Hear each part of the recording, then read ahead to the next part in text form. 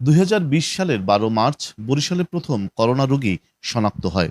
সেই সময় Sher-e-Bangla medical college হাসপাতালে নতুন একটি ভবনকে করোনা ওয়ার্ড করা হয়। সেখানে শুধু করোনা রোগীদের সুচিকিৎসার জন্য পিসিআর ল্যাব, ৭২টি আইসিইউ বেড, ৬৮টি হাই ফ্লো নজেল ক্যানুলা, ৮০০টি অক্সিজেন পয়েন্ট, ২ শতাধিক অক্সিজেন সিলিন্ডার, ৬১টি ভেন্টিলেটর, ৪১টি কার্ডিয়াক মনিটর, ৪টি অক্সিজেন প্লান্ট সহ আনুষঙ্গিক যন্ত্রপাতি স্থাপন করা হয়। বর্তমানে ভবনটি মেডিসিন বিভাগ করা হয়েছে। সম্প্রতি নতুন করে করোনা সংক্রমণ বাড়ায় মূল ভবনে ৩০ শয্যার করোনা ওয়ার্ড করা হয়েছে। তবে স্বাস্থ্যবিধি মানার ব্যাপারে উদাসীন সবাই।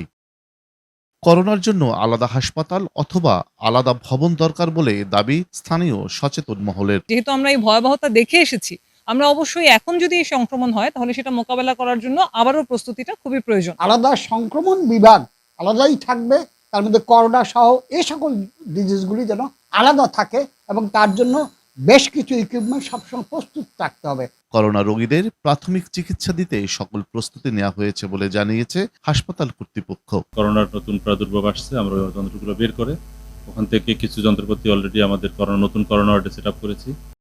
করোনা মোকাবিলায় আবারও সকলকে সচেতন থাকারও আহ্বান জানান তিনি। মিথুন সাহা, বৈশাখী সংবাদ, বরিশাল।